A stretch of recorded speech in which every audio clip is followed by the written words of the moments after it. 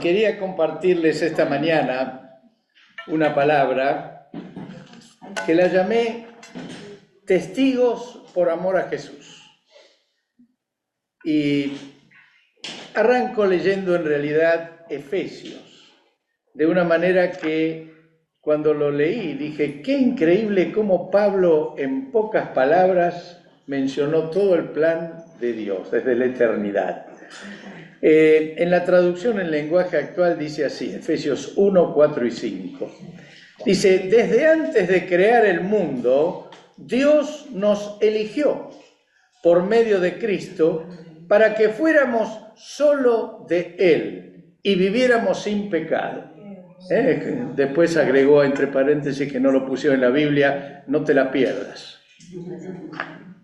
Dios nos amó tanto que decidió enviar a Jesucristo para adoptarnos como hijos suyos, pues así había pensado hacerlo desde un principio. Qué claridad la de Pablo explicando el corazón de Dios, lo que tenía Dios en mente antes de crear nada, antes de que existiéramos. Versículos 7 y 8 sigue diciendo, por la muerte de Cristo en la cruz, Dios perdonó nuestros pecados y nos liberó de toda culpa. Esto lo hizo por su inmenso amor. Amén. Extraordinario, como Pablo en pocas palabras dice todo lo que el Señor tuvo en mente. Y agrega versículo 11. Por medio de Cristo, Dios nos eligió desde un principio para que fuéramos suyos y recibiéramos todo lo que Él había prometido. Así lo había decidido Dios, quien siempre lleva a cabo sus planes. Maravilloso. Desde el inicio, el Señor tuvo claro, quería una familia de muchos hijos semejantes a Él, semejantes a Jesús. No importa que el hombre en su libertad cayó, Dios tenía ya todo eso previsto, mandó a Jesús, pagó el precio, nos liberó para que volvamos a ese plan original. Y miren qué interesante, que es parte del tema de hoy, lo que dice Pablo en los versículos 12 y 13. Dice, Dios quiso que los judíos fuéramos los primeros en poner nuestra esperanza en Cristo para que lo alabemos por su gran poder. Ustedes, refiriéndose ahora a los que no eran judíos, oyeron y creyeron la buena noticia de su salvación, que es un mensaje verdadero, y gracias a Cristo pasaron a formar parte del pueblo de Dios y recibieron el Espíritu Santo que nos había prometido. Qué maravilla, en pocas palabras, cómo Pablo da todo un resumen de lo que Dios piensa, de lo que pensó y de lo que va a hacer. Cómo menciona que involucró primero un pueblo, los judíos, pero eso fue una primera etapa.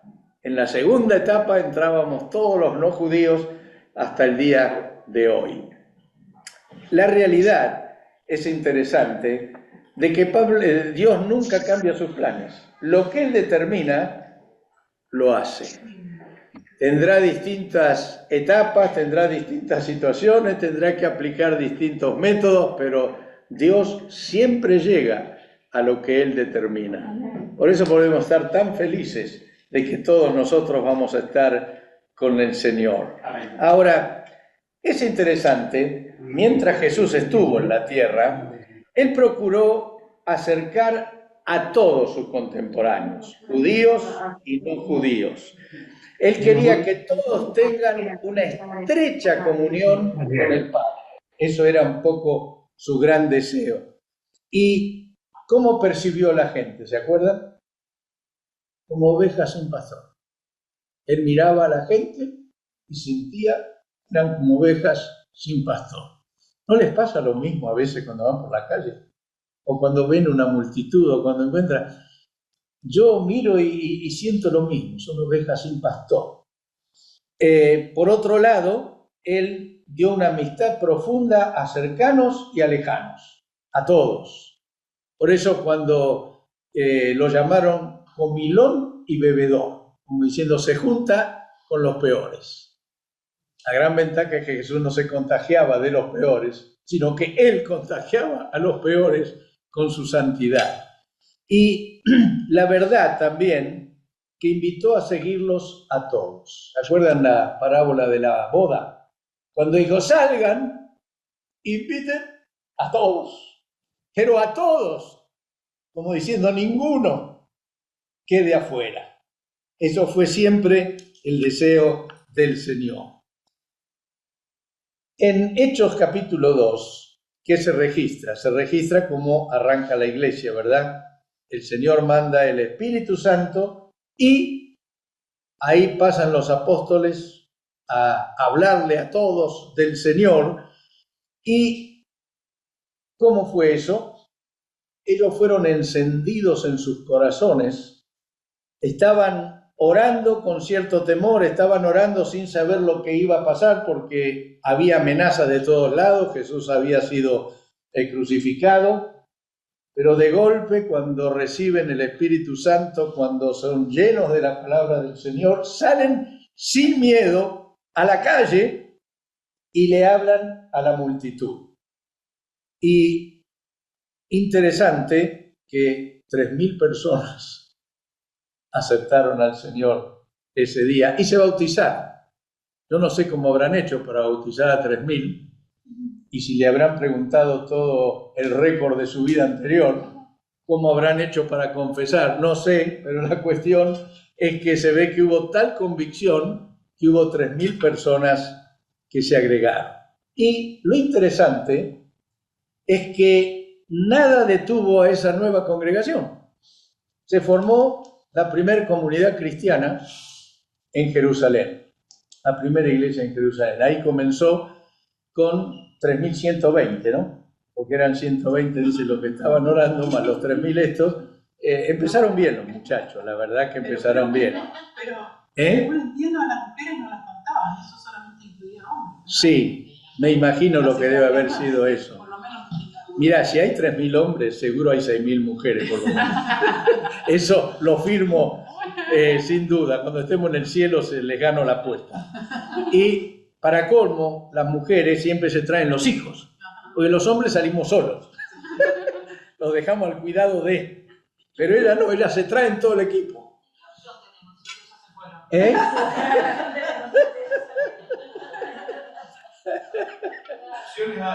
Ahora, es interesante que nada detuvo a esta nueva congregación, a pesar de que los prohibieron, los encarcelaron, los torturaron, pero, aleluya,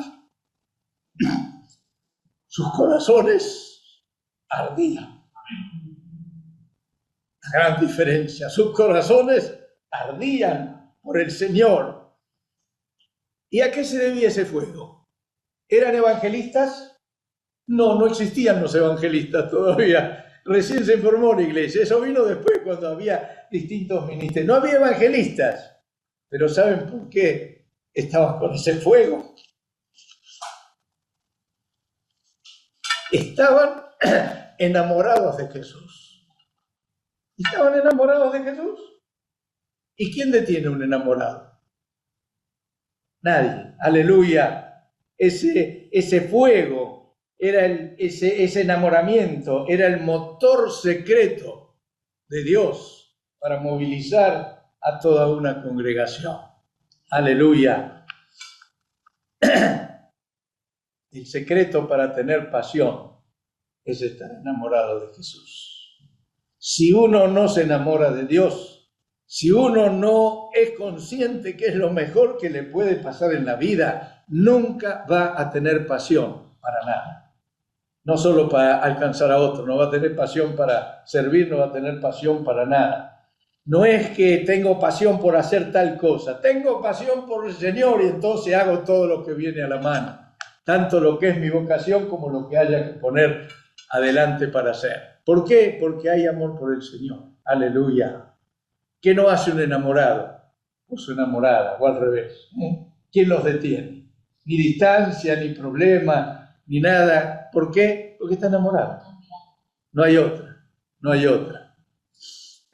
Poco tiempo después ocurre también, ¿se acuerdan que cuando iban subiendo al templo Pedro y Juan, encuentran un lisiado de nacimiento, un hombre de más de 40 años, y se acuerdan las palabras de Pedro, ¿no?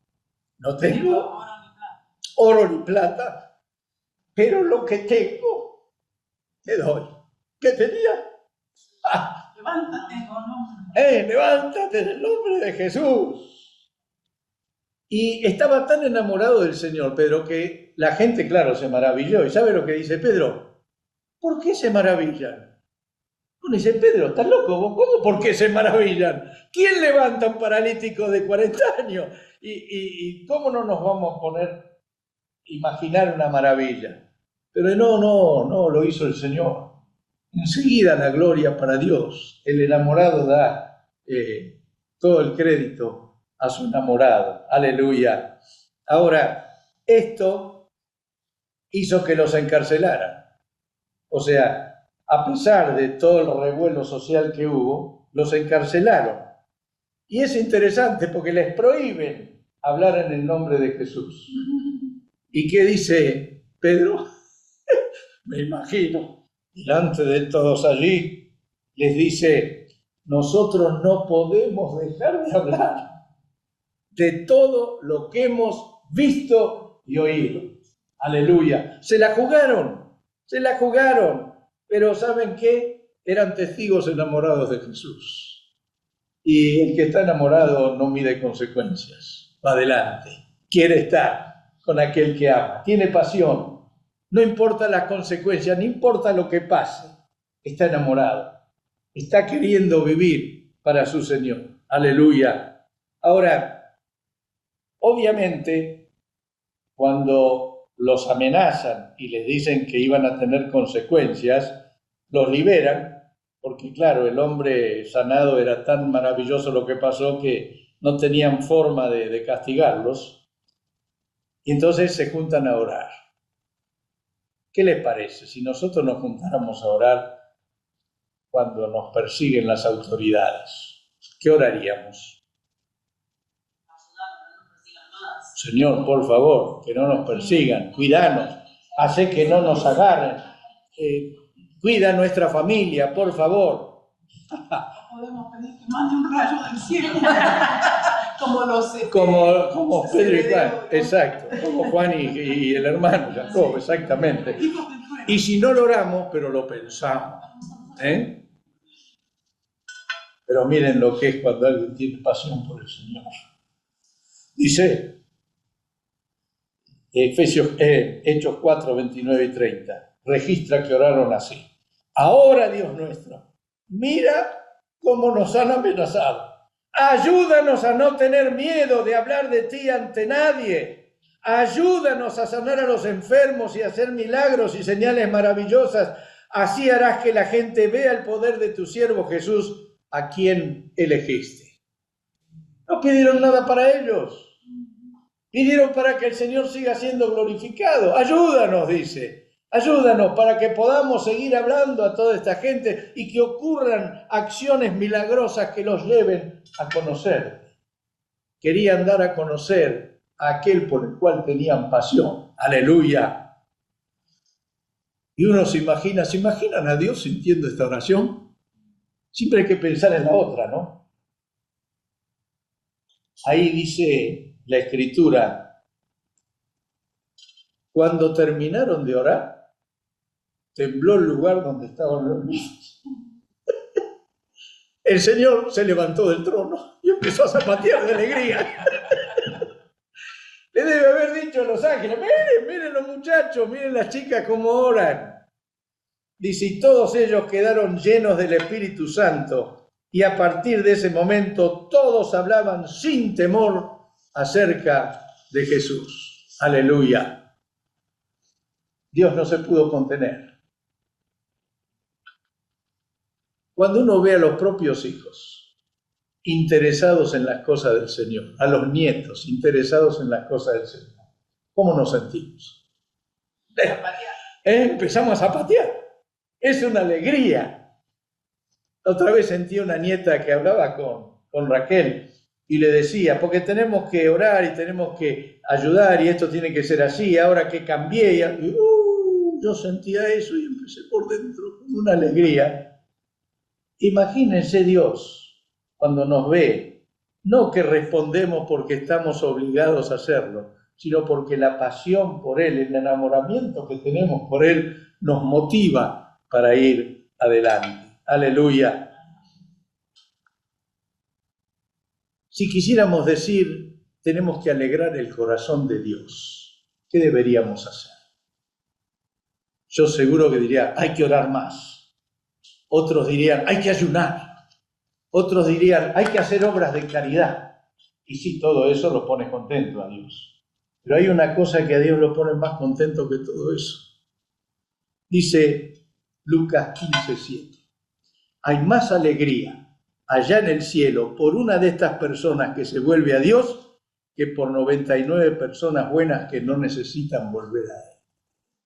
El cielo hace fiesta cuando alguien vuelve al redil, cuando alguien vuelve a la casa del Padre. Y el Señor no es que a las otras 99 no le importan. Esas están cuidadas, están bien, tienen todos los beneficios del reino.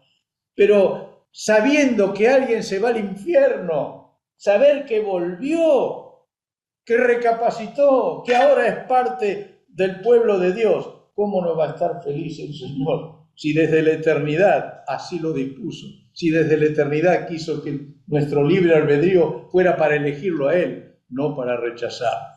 Aleluya. Ahora, fíjense qué interesante. ¿Qué les parece esa primera iglesia, la que llamamos iglesia primitiva, la iglesia de Jerusalén? ¿Era una iglesia pujante, viva, llena de vida o no? ¿Cómo la imaginan un poquito esa iglesia? Dice la Biblia que cada día que pasaba, el Señor añadía a los que iban a ser salvos. Mire qué interesante. Cada día crecía. De los, no sé, 9.000, dijimos que serían entre las mujeres y los hombres, y encima seguían viniendo más. Una iglesia pujante, viva, llena de vida, pero como toda institución formada por humanos, tenía dos flaquezas bien evidentes. Les digo cuáles son. Una de ellas es que solo estaba compuesta por judíos. Y no estoy hablando de antisemitismo, digo, solo eran judíos. Y la segunda es que estaban cómodos viviendo en Jerusalén de esa manera tan linda con un avivamiento. Ahora, y aquí digo qué interesante es cómo Dios hace las cosas. Esta iglesia, con tanto, digamos, de bien, de bueno, que hasta el día de hoy nos sirve de ejemplo, esas flaquezas o esas debilidades las tenían. Solo eran judíos.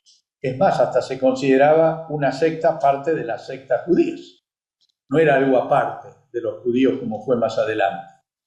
Y por otro lado, estaban tan felices, tan bien por cómo estaba todo, que no tenían ningún interés en ir más allá. Ahora ocurre un hecho fortuito, triste. Hay un muchacho de la iglesia, un tal Esteban, un muchacho consagrado, fue elegido como diácono, hacía milagros. Aparte de los apóstoles empezaban algunos a hacer milagros, este era uno de ellos. Y en un momento lo invitan a un debate a una sinagoga de judíos griegos, la sinagoga de los libertos que se llamaba. Y en un debate no pueden con él, este era un enamoradísimo de Dios, no era un enamorado, era un enamoradísimo de Dios, y con su capacidad de conocer la Biblia y de hablar de parte de Dios, no había forma de rebatir. Pero en lugar de que lo que él dijo hubiera sido para bien de los que escuchaban, dio todo otro resultado. Lo odiaron como pocas veces se puede odiar a alguien. Y le declararon que debía morir. Tuvo sentencia de muerte. ¿Cómo muere?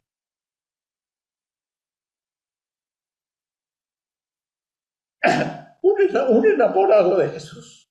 ¿Cómo muere? Alguien que ama al Señor. Lo cuenta Hechos 7, 57 al 60. Dice, al oír esto, o sea, al oír lo que estaba hablando Esteban, rechinando los dientes, eso de bronca, se enojaron mucho contra él. Ustedes se imaginan un lugar lleno de gente, no sé cuántos habría en esa sinagoga, pero seguro serían más que nosotros. Y estaba como diciendo un ambiente así. Uno dice, pobre Esteban, qué momento, cómo estaría. Mire lo que dice. Dice, pero Esteban, lleno del Espíritu Santo, fijó la mirada en el cielo y vio la gloria de Dios y a Jesús de pie a la derecha de Dios. Veo el cielo abierto, exclamó, y al Hijo del Hombre de pie a la derecha de Dios. Uno dice, pero vos no te das cuenta de dónde estás. No te das cuenta del ambiente, que te van a matar dentro de un rato. Pero este estaba tan enamorado que decía, veo los cielos abiertos y al Señor a la derecha del Padre. Me gusta que dice que vio a Dios de pie, porque la Biblia dice que el Señor, Padre, le dijo, siéntate a mi derecha hasta que vea a tus enemigos por detrás de tus pies. Pero nadie puede ver a su enamorado sentado mirando como si nada pasara. Yo creo que el Señor se puso de pie para ver a Esteban. Debe haber llamado a todos los ángeles. Uno hubiera querido que intervenga, que lo haga zafar. Pero no zafó. Sigue diciendo. Entonces, y todos los demás, ellos gritando a voz en cuello, ¿se imaginan, no? No sé qué gritarían. ¡Muera, muera! Gritando con todo, dice, se taparon los oídos, como diciendo, no puedo escuchar lo que este dice, y todos a una se abalanzaron sobre él, lo sacaron en pellones. Yo no sé qué distancia habría desde la sinagoga hasta el lugar del sacrificio, pero lo fueron llevando, pegándole, empujándole, gritándole fuera de la ciudad, dice, y comenzaron a apedrear. Según leí, no soy un experto en esto, no es que lo apedreaban, que lo ponían ahí, todo tiraban piedra. Lo ponían o en un pozo o en un barranco, en un lugar donde estuviera a tiro, y de ahí empezaban a tirarle las piedras para que seguro ahí le pegaban sin ninguna duda, ¿no? Y todo tipo de piedras. Dice, los acusadores entregaron sus mantos a un joven llamado Saulo. Lindo comienzo del apóstol Pablo. Ahí estaba Pablo, viendo a este no, a este enamorado. Dice, esto es lo que quiero resaltar. Mientras lo apedreaban, Esteban oraba. ¿Cómo? Yo me estaría cubriendo. Dirían, Dios lo va a castigar, van a morir todos. Por lo menos lo que yo haría. Pero dice, oraba, Señor Jesús, decía, recibe mi espíritu. Primero el Padre, a Dios. Estaba recibiendo piedra de todos lados. Señor, recibe mi espíritu. Sabía que iba a morir. Luego, dice, cayó de rodillas y gritó, Señor, no les tomes en cuenta este pecado. ¿Cómo puede ser? ¿Es porque estaba bien enseñado? ¿Es porque conocía la Biblia? ¿Es porque era disciplinado? ¿Es porque fue bien criado? Era un enamorado. Y aún en situaciones como esta, estaba cerca. Estaba cerca. Tenía la presencia. podía estar siendo apedreado, no generaba odio, no generaba deseo de venganza, no generaba autoconmiseración. Veo los cielos abiertos, recibe mi espíritu y no les tomes en cuenta este pecado. Aleluya. Y dice, cuando hubo dicho esto, murió. Otra versión dice, durmió, que significa que murió, pero como si se hubiera ido en paz. Imagino que esto lo habrá contado Pablo después, más adelante, a Lucas, porque no sé si de otra manera podría saberlo. Pero yo digo, qué tremenda la posición de Jesús, de Dios, viendo a su hijo, a un hijo que lo preparó como pocos, un hijo que hacía señales, milagros, fiel, y permitió que muriera de esta manera. Ahora, ¿saben?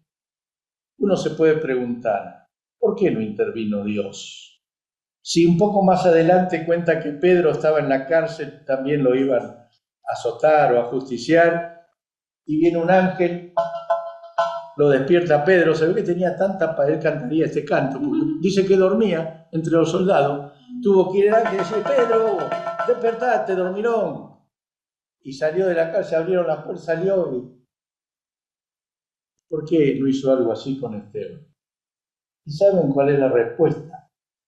Solo Dios en su sabiduría sabe por qué hace las cosas que hace. Su soberanía y su sabiduría es infinitamente superior a la nuestra. Nosotros conocemos los hechos, Dios conoce las razones por las cuales hace lo que hace. Por eso no tenemos que cuestionar a Dios, sino todo lo contrario. Tenemos que creer que Dios es soberano y sabe lo que hace y cumple sus planes hasta el final.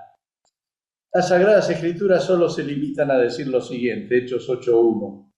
Aquel mismo día comenzó una gran persecución contra la iglesia de Jerusalén. Esa iglesia maravillosa, llena de la vida del Señor, solo compuesta por judíos, sería una iglesia étnica, llamemos, ¿no? De una sola raza. Y miren lo que dice Hechos 8:4, poquito después de que comenzó la persecución. Dice, pero los que tuvieron que salir de Jerusalén anunciaban la buena noticia por donde quiera que iban. Aleluya. Se ve que no había un enamorado. Se ve que no había uno que tenía pasión por el Señor. Todos tenían pasión por el Señor. ¿Ustedes se imaginan tener que hacer las valijas rapidito, escapar, huir? ¿Y qué te vas a poner a pensar de hablarle a otros? Lo que vas a pensar es a dónde vas a parar, dónde te vas a hospedar, con quién vas a estar. Pero dice que todos los que se desparramaban anunciaban la buena noticia. ¡Pará, que estás huyendo! Anunciaban la buena noticia. Aleluya. Hablar del Señor a los que no lo conocen no es un problema de estrategias, no es un problema de arenga, no es un problema de decir hagámoslo, no es un problema de comprometernos a hacerlo, es realmente el resultado de amar a Jesús por encima de todas las cosas. Es resultado de, no es por presión de. Y hermanos, si algo espera el Señor de nosotros para que alcancemos a los que tienen que venir al redil, es que cada día estemos más enamorados de Jesús. Eso nos va a movilizar. Aleluya. Ahora, después de Hechos 8, donde está esto, la Biblia cuenta la conversión de Saulo, capítulo 9, y cuenta la maravilla, capítulo 10 y 11, de la conversión de Cornelio, cuando Pedro le habla a alguien no judío, todo un hecho maravilloso, por eso la Biblia ocupa tanto, casi 2 capítulos con eso, lo repite, casi textual. Uno dice, ¿por qué lo repite tanto? Lo dice casi lo mismo, dos capítulos. Porque eso fue una conmoción para que los judíos aceptaran que los no judíos se aceptaban al Señor. Pero después, en Hechos 11:19, es como si siguiera lo que dejó dicho en Hechos 8:4. En Hechos 8:4 había dicho que los que salían testificaban la palabra. Y aquí dice, los que se habían dispersado a causa de la persecución que se desató por el caso de Esteban, llegaron hasta Fenicia, Chipre y Antioquía sin anunciar a nadie el mensaje, excepto a los judíos. Fíjense, ¿se acuerdan que dije que era una debilidad de la iglesia de Jerusalén? Esta gente tenía una identidad cultural muy fuerte, muy fuerte. Claro, venían de siglos de que eran los judíos y todo lo demás. Así que nunca se les ocurrió, al salir, que tenían que predicar a los no judíos. Y vuelvo, solamente hago un pequeño paréntesis. Cuando nosotros decidimos formar esta comunidad, dijimos, no es una comunidad para argentinos, es una comunidad para todo el que quiera acercarse. Y de hecho, tenemos una comunidad multilatinoamericanizada, diría yo, porque casi tenemos integrantes de todo el espectro del Río Bravo para abajo. Y creo que esto es lo que siempre deberíamos apuntar, hablarles a todos. Ahora, como Dios tiene ese mismo criterio, cuando Él previó antes de la fundación del mundo que todos tendrían que ser sus hijos, también quiso hacerlo cuando arrancó después de la iglesia de Jerusalén. Y dice Hechos 19, 20 y 21. Sin embargo, o sea, a pesar de que todos le hablaban a los judíos, sin embargo, algunos creyentes de Chipre y de Cirene llegaron a la ciudad de Antioquía y hablaron también a los no judíos, anunciándoles la buena noticia acerca del Señor Jesús. El poder del Señor estaba con ellos y así fueron muchos los que dejaron sus antiguas creencias y creyeron en el Señor. Es interesante que los creyentes de Chipre y de Cirene no eran originales de Jerusalén. Seguramente habían estado en Jerusalén varios años, con toda la revolución que hubo y siendo parte de la iglesia, pero al salir no tenían solo la mentalidad de los judíos de Jerusalén, que había que hablarle solo a judíos, eran personas tal vez con un poquito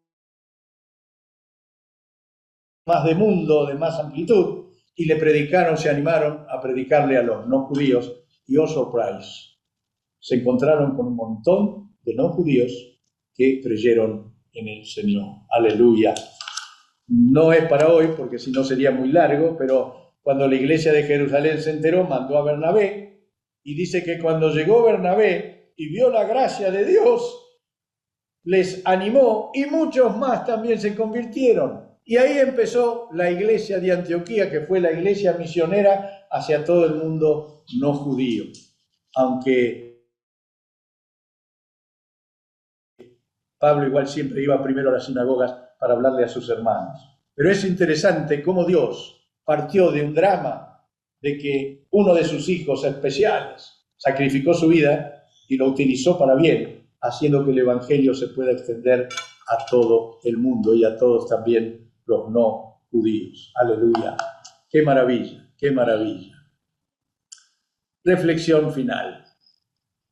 El Espíritu Santo nos lleva a dar testimonio de nuestra fe de diversas maneras. A veces por revelación, que hablemos a alguien. A veces por convicción, debemos comunicar el Evangelio. Otras como respuesta al mandato de Mateo 28:19, ir por todo el mundo, prediquen el Evangelio a toda criatura, parte del mandato. Algunas veces por un suave sentir interior que nos lleva a hacerlo, otras veces por hechos casuales, con alguien con quien nos encontramos, pero todas las veces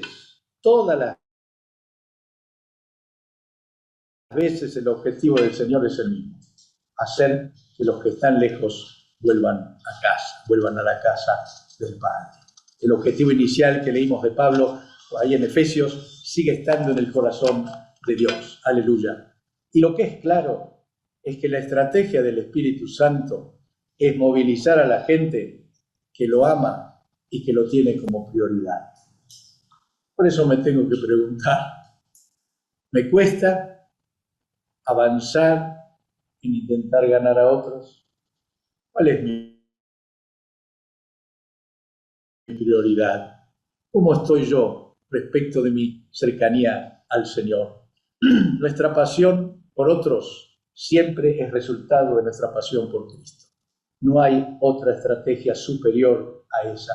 Muchas cosas pueden ser útiles, pero la primera es nuestra pasión por el Señor. Y creo que la manera de aumentar nuestra pasión por el Señor es sencillamente pasar más tiempo con Él. No hay otra manera. A mí me llama la atención que, ¿qué le pidieron los discípulos a Jesús? ¿Les enseña a predicar? ¿Alguna vez vieron en la Biblia que los discípulos le pedían a Jesús que les enseñe a predicar? ¿Vieron alguna vez que le pidieran que les enseñe cómo enseñar?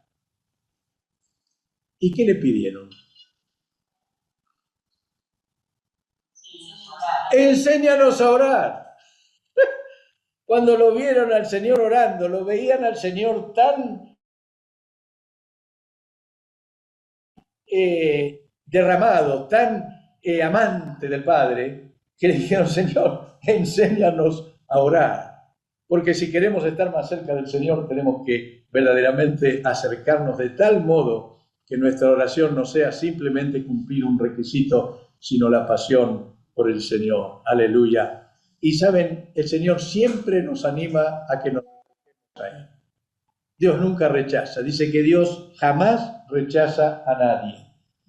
Y Hebreos 4:16, en una versión que me gusta, dice, acerquémonos confiadamente al trono de la gracia para recibir la misericordia y encontrar la gracia que nos ayude oportunamente.